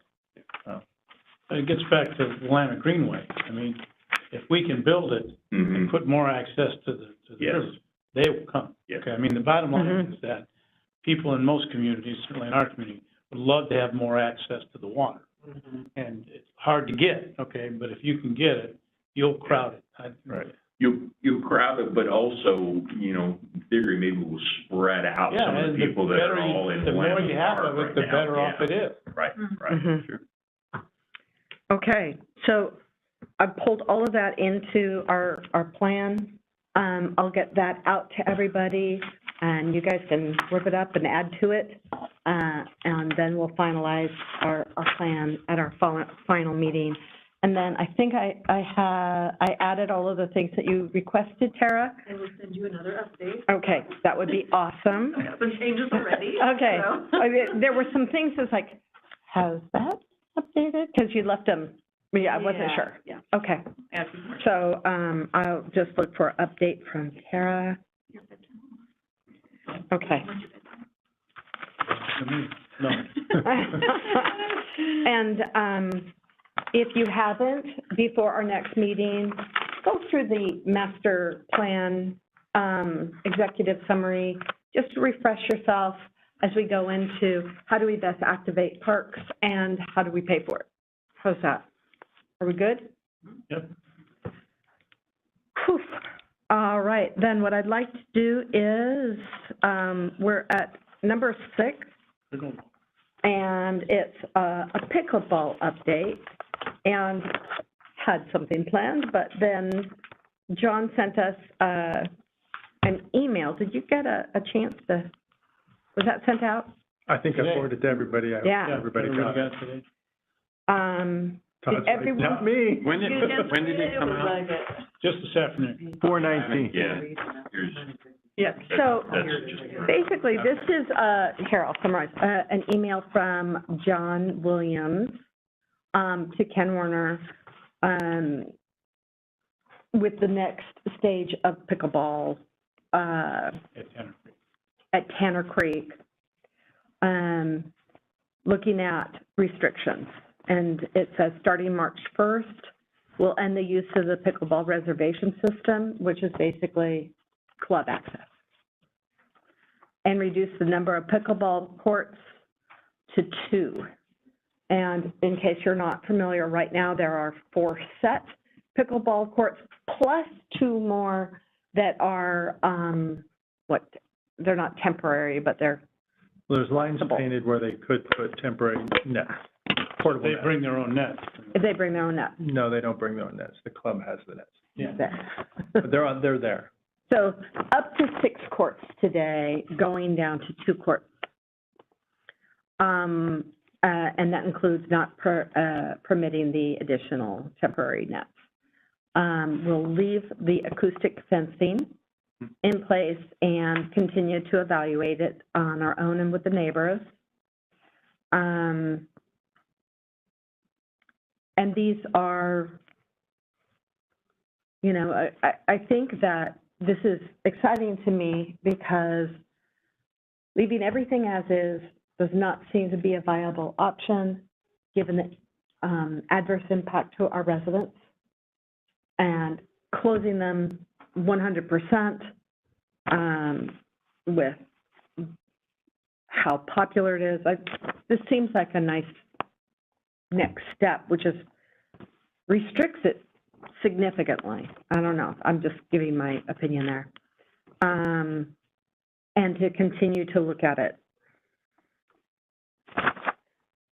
Anything you would add to this? I just summarized the email in case you didn't see it. Ken, on the pickleball front? No, I mean, the only other thing you didn't include was that, let's see, you can have, John mentions limitations on hours, days of play, Okay. or prohibit entirely. I mean, you know, those Like, are. that's the next step, if this doesn't. Yeah. Yeah, that was kind of, yeah, Look at how the neighbors feel about right, noise from this. right. How are they gonna regulate this exhibit too? Because we talked about that there's low fences and. Yeah, you just remove them. They come out in one day. And And then then- repaint the lines on another How are you tennis gonna get court. rid of the other lines? Probably, I mean, eventually it would make sense, yeah, yeah. I mean, Unless we the net. put a massive, like, mound in place, soccer on it. Well, So what happens if everyone brings their nets and they're still playing across the court? Then the police show up. Violation of city ordinance, they write them a ticket. That happened with the last course we Yeah. closed down. Yeah, So the I mean, neighbors just need to start calling. If that happens. Is that the recommendation? well, yeah, I mean, yeah, I mean, we don't have, unfortunately, we don't have personnel to monitor it, right? But, I mean, I think, you know, because, as far as I know, the 2 courts where they set up portable nets, to my knowledge, have been used like twice, ever. And I think they did that on 2, like, special events they had. They had, like, 2 ladies' nights where they had people sign up. Most people don't own a net to bring. That surprised me from, you know, because we hear from Tom regularly. Right. And you get the impression from him that the demand is so great that there's people lined up outside waiting to play. So what creates the line is the club has open hours, right? So Okay. what you have is it's like open gym basketball, right? Mhm. So if I organize open gym basketball and tell everybody, we're gonna play basketball at Tanner Creek Park at 10 a.m., 20 people show up and you play basketball. So that's what the club does, right? Pickleball is a social event. So they partnered with us, and we've done this since 2017, actually, when Tom Meyer started the first pickleball club before it stopped. You know, they have their hours, right? And so that's when people, a lot of the people show up, 5 p.m. on Wednesdays at Tanner Creek. And that's when you get 30 people to show up. They put their queue up, and all 4 courts are used, right? 2 people leave, the next 2 people go on, and that's when you have, you know, the biggest numbers of people.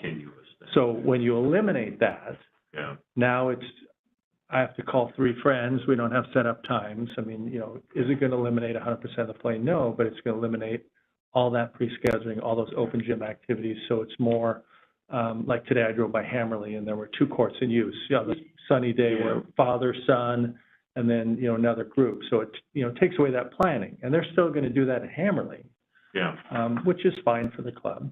But that was my next question. Is I drove by Hammerly today and there was nobody on it, and it dawned on me, one, to ask a question: have you received any noise complaints or anything from Hammerly? I know the houses aren't as close in, but not a word. It's so the road noise maybe masks it, and the distance to the neighboring. The closest homes at Hammerly are much farther than the closest homes at Tanner Creek. Sure. It's enough to make a difference. If you look at it that way, and yes, the ambient level of noise, Hammerly is the noisiest park we have because of Highway 43. So the other thought is that if, you know, restrictions on Tanner Creek, there will be more people going to Hammerly where there's apparently open courts on, like you said, it was a nice day today. Granted, it's a weekday, but still. Okay. I will have to say that, and you have mentioned when we were talking about Skyline Ridge, that you had never received a complaint at Tanner Creek, and there's never been any complaints at George Rogers, and we know both of those aren't true. So I would hope to take your comments with a grain of salt, and that maybe we don't know the truth. Sure. Because in the past, we've done it differently. Yeah, well, Tanner Creek, for the 4.5 years they were there, the only complaints that I ever heard were when people played before 8 a.m. The first email I got with a formal complaint was from Dan, which was the end of 2021, right before you went on vacation in 2020. Summer of 2020. But the Olson too, Michael Olson definitely, there's some correspondence that he gave us from a communication back and forth with you. Yeah, I thought Michael was early play. I'd have to go check. Well, I think what's really important is, I think it's on us to make sure that we're moving in that public direction. records request and get all my emails if you want. If you don't think that, go ahead. So another point is that, you know, we've heard from the community, they've gone through the process under the Parks Board and then the City Council, but we have yet, Tom Meyer, the football president, right? Well, he's not. We've never heard from anybody who's come through the process here to advocate for having these courts. Right. Well, all those letters have gone to City Council. And I mean, I had a neighbor who I was talking with, who was like, I wrote a letter, what are you doing? I know it's I hear you're going to close the whole thing. The process. So, like, you know, I've been on the Parks Board for a while, and before, when Tanner Creek was still a tennis court, we had large groups of people come to our meetings requesting pickleball, and they came to every meeting. And it was a very, very strong demand until they got pickleball at Tanner Creek. And now, I think that we're recognizing that even though they really wanted it, and it isn't a good fit necessarily in its current state for the residents, and we have to respect that. But prior to getting that, it was really, I'm just going to be honest, it was a really tough year, because we had, this room would be filled with people standing, of people saying we have to have pickleball. So without having Tanner Creek, there's huge pressure. But I noticed also that you've expanded into the elementary school, right, which is awesome. So now there's more options. And so maybe that'll relieve Tanner Creek, that you don't need those courts because you started the indoor sessions at school. Right, we started in, we're doing, I think it's 8 sessions, January and February. Willamette Primary, we partnered with them and painted 4 courts in their gym, which is certainly meeting a winter demand. What I know is that there's also an indoor pickle facility on 82nd near Harmony Road called Rex, which is very popular right now. The problem is during the summer, they've only been open a year, but their enrollment drops drastically in the summer because people want to play outside. So, I mean, I don't know that playing in a school in the summer is going to meet all the demands of pickleball in any community indoors, because like everything, people want to be outdoors. It could certainly help, and we could try to work with them in the summer. The dilemma we have with schools in the summer, their custodial staff goes home at 4:30, so you can't use schools past 4:30 at night. I mean, you can try and schedule that, but it becomes difficult because they are cleaning all their schools and prepping them for the next year. So summer's complicated for schools. You can use them in June, half of July maybe, and then poof, once they're clean and perfect, they don't want anybody to come in and mess them up. But it's been great for the winter for people to play pickleball. What's happening with the AT Creek? Is that, because those are a lot of outdoor tennis courts in a large field area? Well, I mean, I don't know a lot, but that's the site of the new high school, which I understand is maybe 8 years away.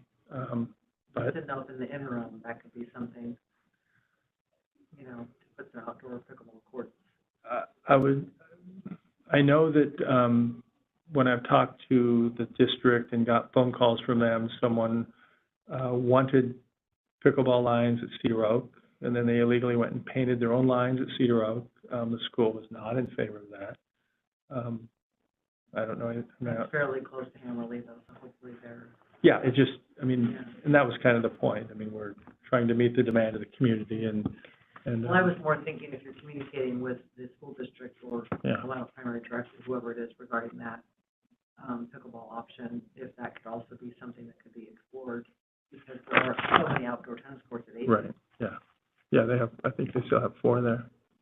Yeah, I don't know if they would be willing to convert or paint lines, but it's certainly something that could be approached to that. In terms of noise, that's a fairly, I can't think of, there might be that one home on the driveway, where they do that sign's been up forever on that. Paintball and something else, I've never seen the structure though, but I just know the driveway. I don't know what's there either, but the sign's for a long time.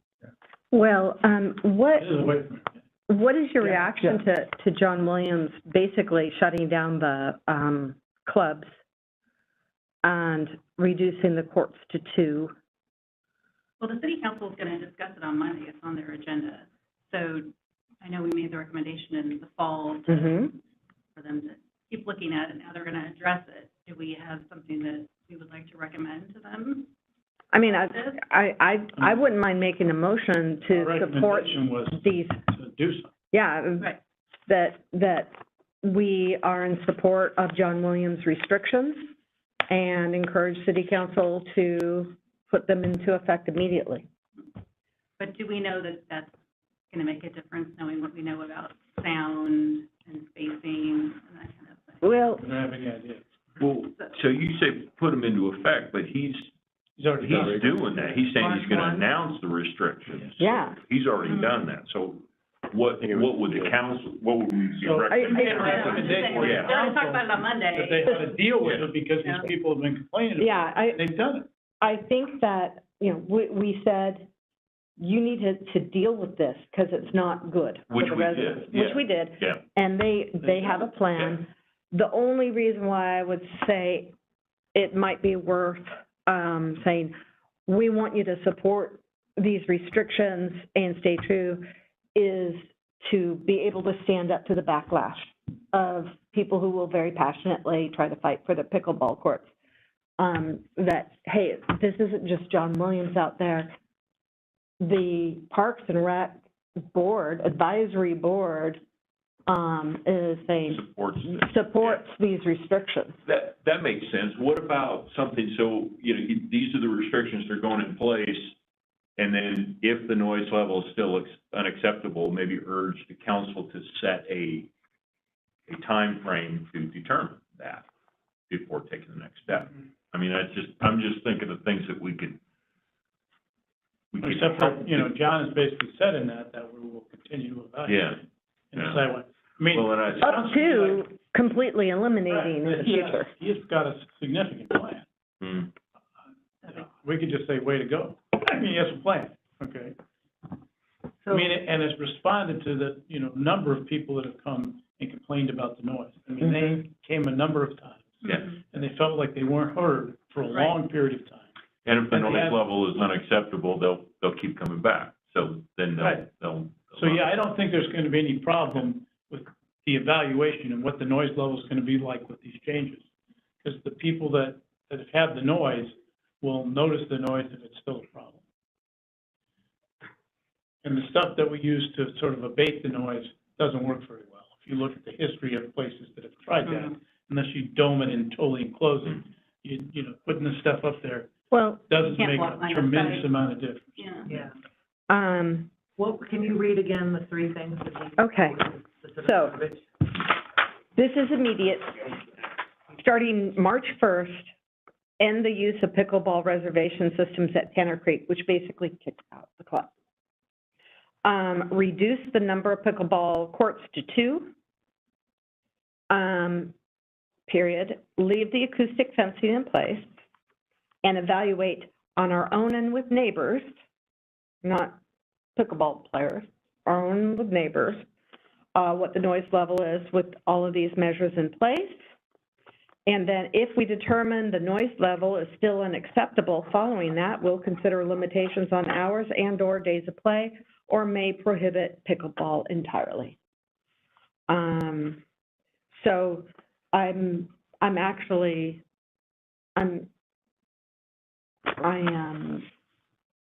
I'll just say, me personally, I'm pleased that the city is taking action and taking a stand and have said, and if this doesn't work, we're willing to go up to shutting it down completely.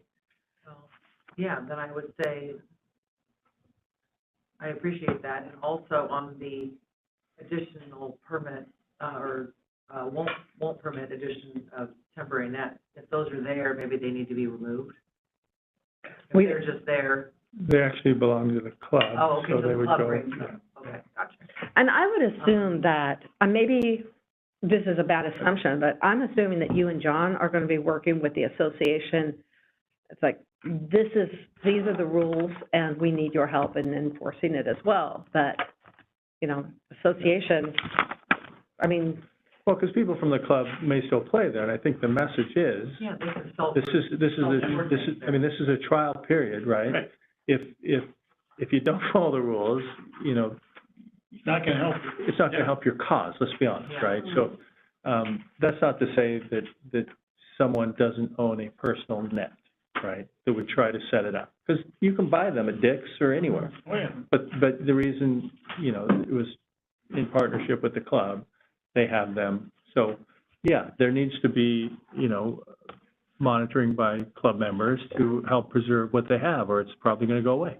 I think this is I mean, also in line with our next month's agenda item is how do we better activate parks? And that includes all of these old tennis courts. What are some other things we can do with them? Our first were full today from 3 to 4 o'clock. There was playing there. So. Really? So I do have a question, because clearly you chose to share this with us. This was written 3 o'clock today to you. Right. I'm assuming that you and John are going to be the ones communicating this to the association, et cetera, and that we should probably honor that this was, thank you for sharing this with us in advance of the official communication. Well, and John said, share it. and the other reason was, it was on the agenda tonight, so, Yeah. I mean, Yeah. if I didn't share it and just sat on it, you guys would have a different conversation. So it didn't make sense to waste your time, you know, so let's see what he's gonna do, share that with you, and Okay. you can do what you want with what he said. Whether you make a motion, just say this looks good, whether you don't like it, and I don't know, I mean, you're the board. How do you feel about this? I think it's great. Yeah. Yeah? It's action. It's more action than I expected, I'm gonna be honest. Personally, I think it's a little late, because they've been making Yeah, comments for a long It time. took a long time. It took a long time, and we kind of know what the outcome needs to be because of the decibel impact, even with just 2 courts. Right, Ken, you did noise readings a few years ago, and, you know, we saw they were just off the charts, and that's why George Rogers had to close even with their noise mitigation. You know, all that kind of stuff. So I just don't see how prolonging this is helpful. I understand that we need to take steps to try and work through it, but like the statistics show that this impact noise is just Well, what I read phenomenal. is within 100 feet of pickleball, it averages 70 decibels, which is unacceptable for a residential area. Mm-hmm. With the acoustic fence, Acoustic block. acoustic block, that reduces it almost 20%. If we cut at least 50% of the courts are gonna be not used, and we don't have the club scheduling their big club stuff, I'm gonna be really curious to see what the play is. And I know as a board member, I'd like to encourage all of us to, especially on nice days, you know, let's wander up there and see what's actually going on. And, you know, he says, we're gonna listen to the neighbors and on our own evaluate.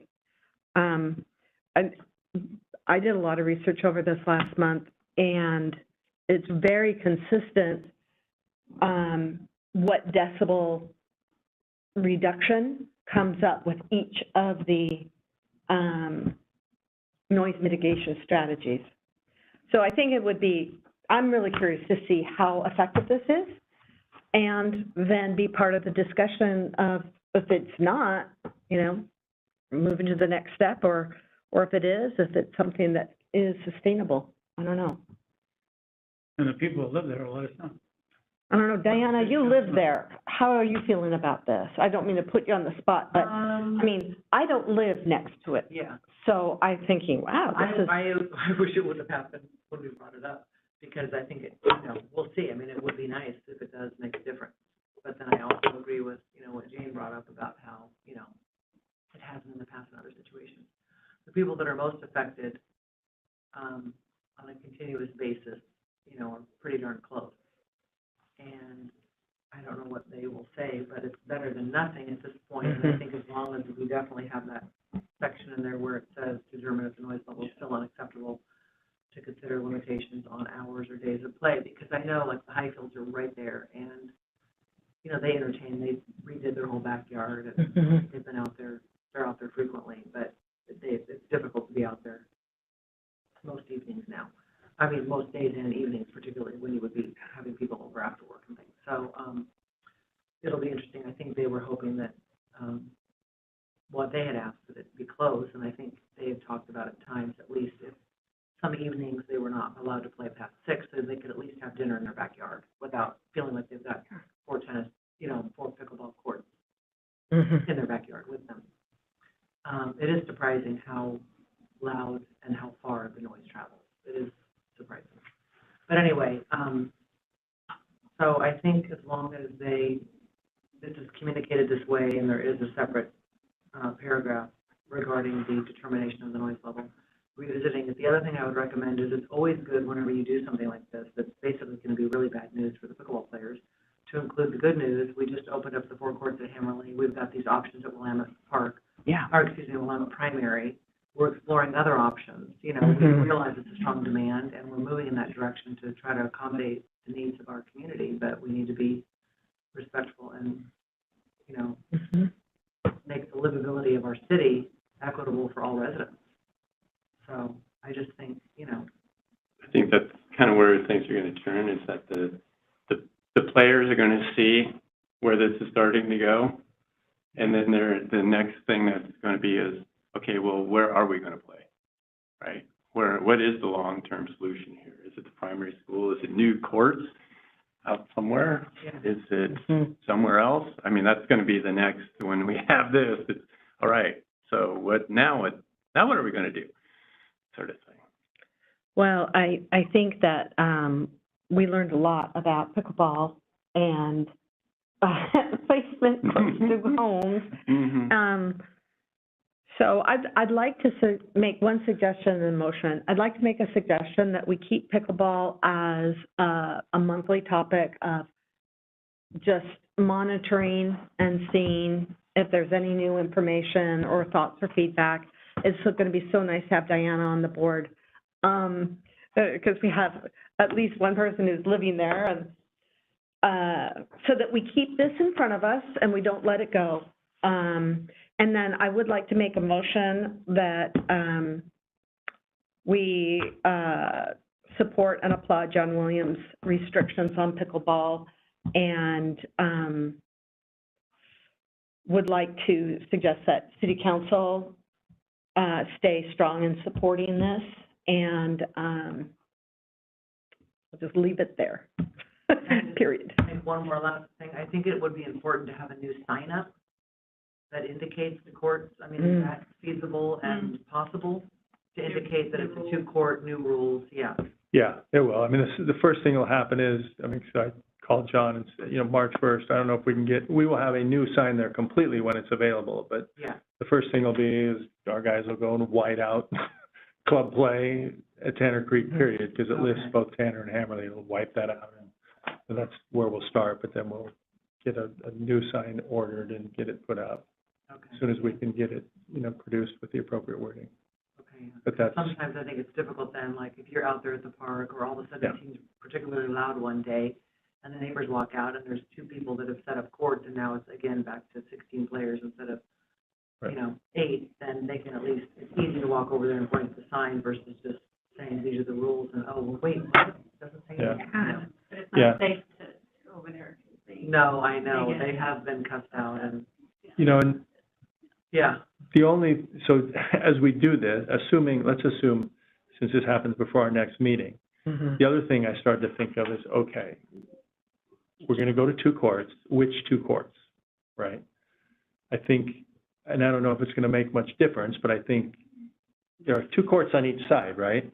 I think from a player perspective, let's eliminate one on each side of the net, right? Right, But so from one on each side of the net? Yeah. Now, from a sound perspective, it might be better to keep both of them that are closer to the acoustic block, because now it's going to block more of the sound. Does that make sense? Yeah. You're closer, sound travels straight. If you have one over here, it might go, it can go at a flatter, little flatter angle. So that's just, another thing that I think my feeling would be probably just go for the best option, I think, and let the players complain that they're side by side, right? Yeah, the only thing I will say is, I let's say this is the tennis court and, this is the playground, so this is Parker right here. Right. Here's the Highfields and the other, all those Right. teams there that are, and all these. So the only thing I will say is the trajectory of the ball, I think also makes a big difference. Absolutely. The direction. Yeah. So if these, right now they're being played this way, so, the ball is bouncing from this side to here and over. Now, of course, now with the acoustic fence, theoretically, Right. Creating less impact noise. But, I don't know if it would make a difference to turn them this way, because then you're buffered here by the playground and the other, I don't know. And then this is Parker. So it's much, the field. Yeah. So it's much farther distance to like the Montessori school, for example. The difference would be a cost of probably $20,000 to experiment with that. To turn them? Yeah. Okay. Because they're permanent and the lines are painted, so they don't turn unless we reconstruct the whole system. Well, then If that how are makes you gonna sense. take it from 4 to 2, though? Won't that require some adjustment, too? No, they come right out. So they can. That's can be removed in 5 minutes.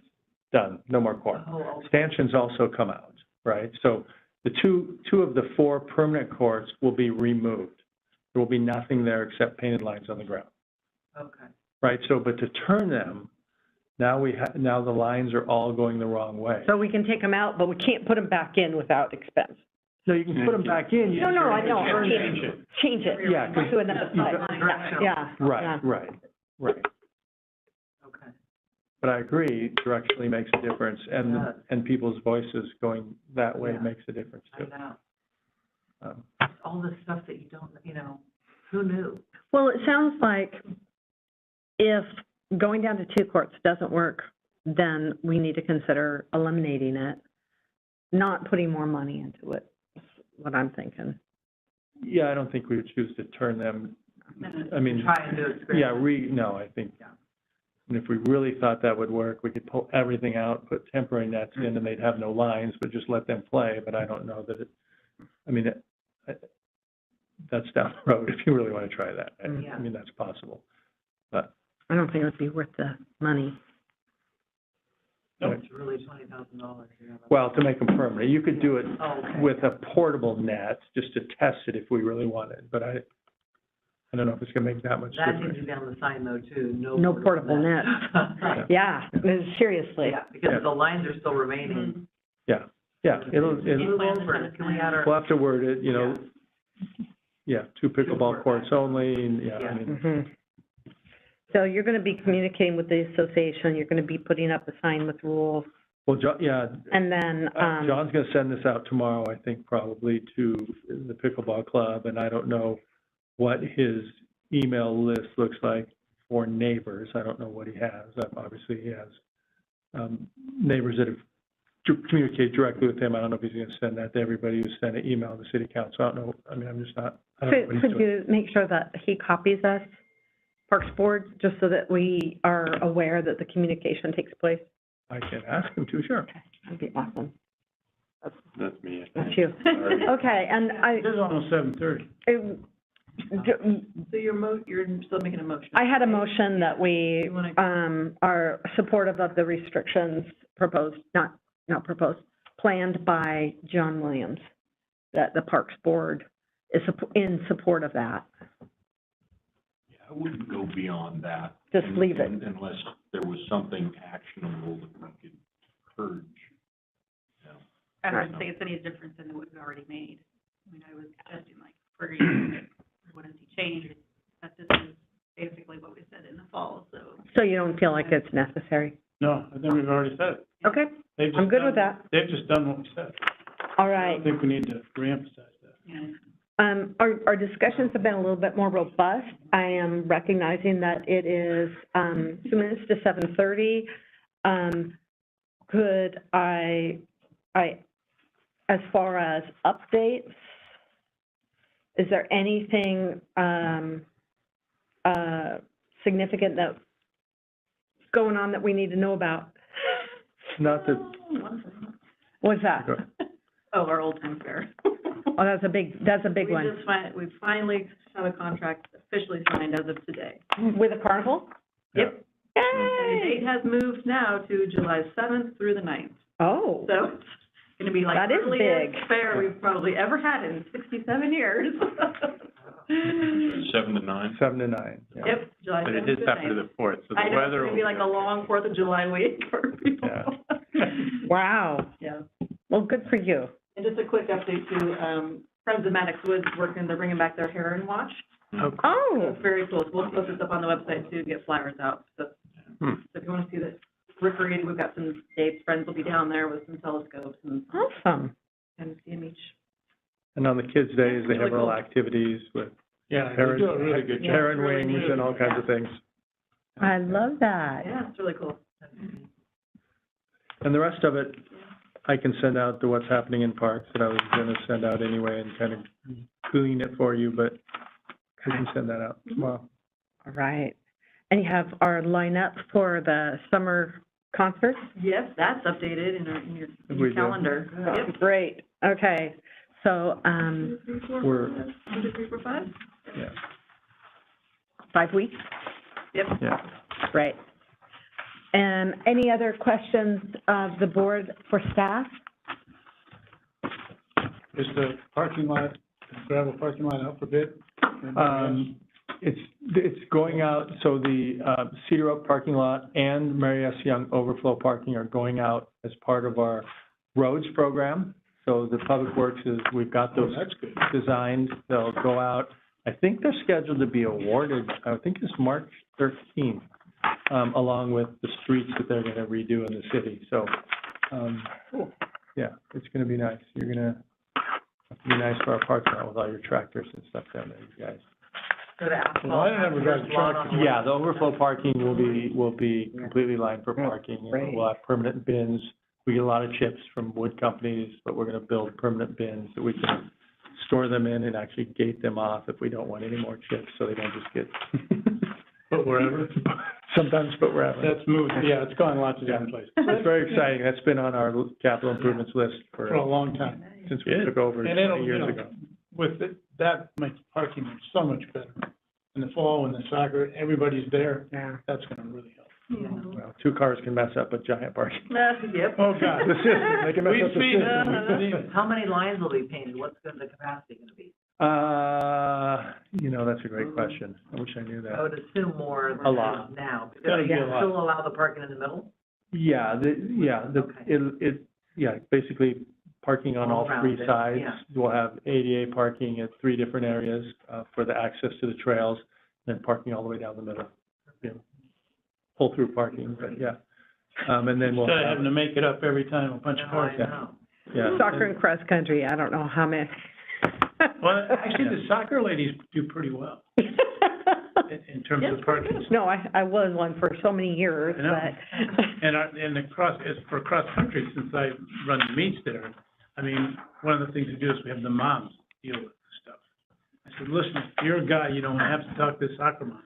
So send one of the moms, the cross-country moms. I'm not even gonna comment on that. We won't have to do anything. What I'd like to do is just remind you that our next meeting is March 9th. Our focus is gonna be budget and activating parks. And, in summary, I'm going to update this, send it out to you. You guys make any comments, send it back, so we can just finalize it next month. And, Tara will do the, events in this for us. I will try and send you links of park amenities, That'd be cool. That would be great. different things that are out there, just, if nothing else for Yeah, that'd be interesting. That would be wonderful. to see. Yeah, okay. Yeah. All right. Then we'll call this, meeting, closed. Thank you, everybody. Welcome, Diana. Glad you're still here, John and Skylar. Any feedback, Skylar? I think this is great. My whole class, for the past, we're in week 5 now, so 5 weeks left. We've talked about just, communal action and, just letting everyone's voices be heard and staying on topic, which I know is so hard because I know the community, there's so many other things, but I'm so impressed and so glad I could be here with you all. Thank you for welcoming me, and I might be back again. Yeah, absolutely. That's great. Yeah. We're glad to have you here. Yeah. You want to officially